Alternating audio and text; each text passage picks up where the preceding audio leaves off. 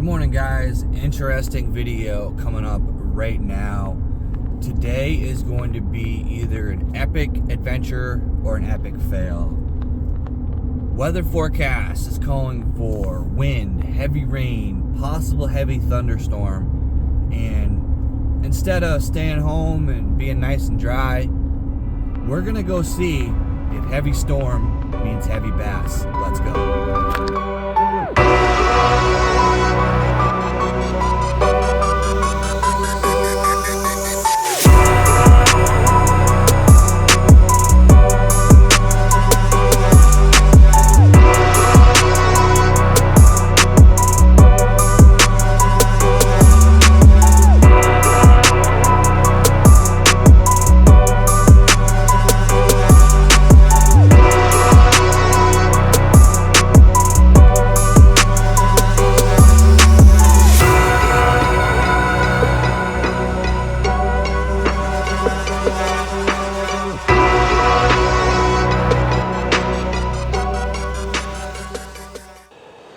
All right, so the first question you have to ask yourself when you're fishing an incoming storm is, what would you do in a storm? And a lot of people don't think about it this way, but you know, you're gonna go find cover, right? You're gonna go find a place that you can get out of the elements, you know, shelter, overhead cover, get you out of the rain. You're gonna find somewhere that you're safe in the wind.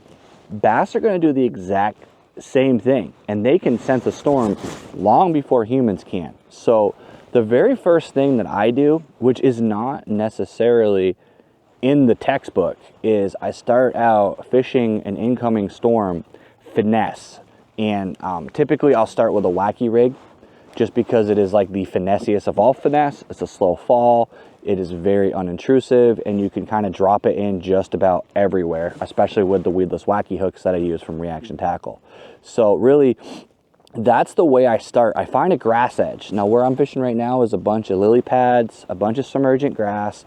There's some wood mixed in, and it's on the very edge of the bank. So what that provides you is it provides you a wind shelter, it provides you overhead cover, and those fish are gonna feel safe over here even if the storm really kicks up. And that is where a lot of the times they will tuck themselves back into that grass, back into that thick stuff, and just kind of hang out to weather the storm. But if you provide them with an easy, unintrusive, real simple meal, they're gonna lash out and take it. It's just that simple. They're gonna take that meal for free because ultimately they know that there is a storm coming and they're gonna need to feed up because they're probably gonna have to hunker down at some point. So that's really the way I start big weather fishing, is I go out and I find a nice grass flat, an area that I think the fish are gonna feel safe, and I start picking that apart. If that doesn't work, then I change gears and go more loud, go more reaction, maybe upsize my bite a little bit. But honestly, I will tell you, everybody always tells you, you know, when it's cloudy and overcast and there's low visibility, you need to use loud baits, you need to use rattles, you need to draw them in.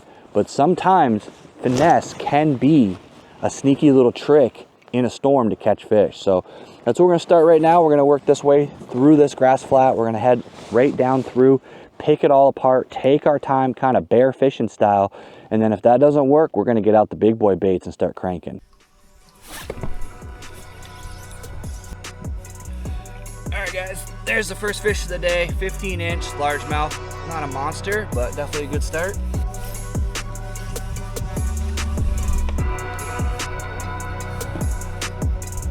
Fish, guys, not a bad little fish. Nice little bass. All right, guys, little midday check-in here. I've fished the entire perimeter of this body of water. Now I'm gonna admit that the body of water I picked was probably the wrong one. It is a little 80-acre pond. The weather was supposed to get nasty, and they were projecting thunderstorms, lightning. According to the weatherman, there were supposed to be 2 separate lightning storms that would have already hit. Does not appear that that's going to be the case.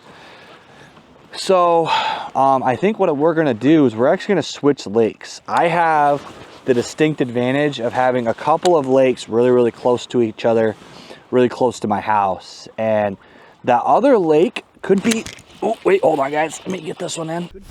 Oh wait, hold on guys, let me get this one in. That's a bigger fish. That might be a big boy. That might be a big one. Oh, that was a good sized bass, guys. That hurts. Whoo, that was a good fish. Damn it. He dogged me. I didn't think he was gonna hit that like that.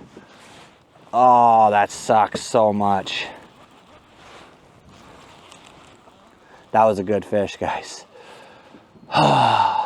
All right, as I was saying, there's a body of water right near here that has bass just like that, but I was avoiding fishing it, one, because of the storm, and two, because it is a place that they just held a big bass boat tournament. I pulled in there yesterday and there was about 12 bass boats sitting in the parking lot doing a weigh-in from an event. So I'm not sure if going there is going to be the idea or not, especially after just having lost a really nice fish at the boat. Man, that's bothering me.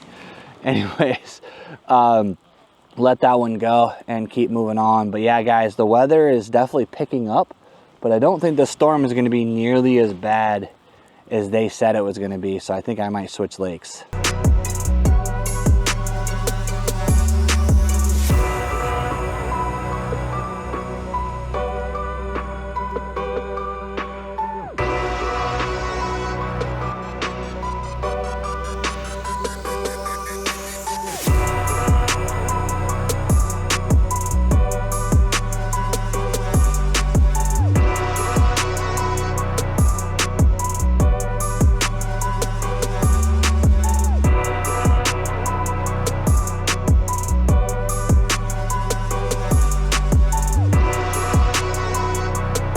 All right, guys, I'm gonna end the video right here. I ended up only picking up a couple more fish since losing that big one, but been a good day on the water. I'm definitely soaking wet, a little bit cold. It's been definitely a long day, but still worth it to come out in the storm, to get some fish, to make some content, and just have a fun day of fishing. I highly recommend, guys, if there's a storm coming, don't just stay home. If you can safely get on the water, and be safe about it is very key. You know, if it's lightning, don't go. If it's too windy for your abilities, don't go. But if you can get out there in nasty conditions, you can definitely catch fish. And a lot of times I find you catch the bigger fish.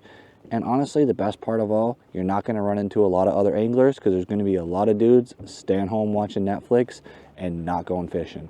I want to thank you guys for coming along with me. If you haven't already, hit that like, hit that subscribe, and as always, let's get out there, catch more fish.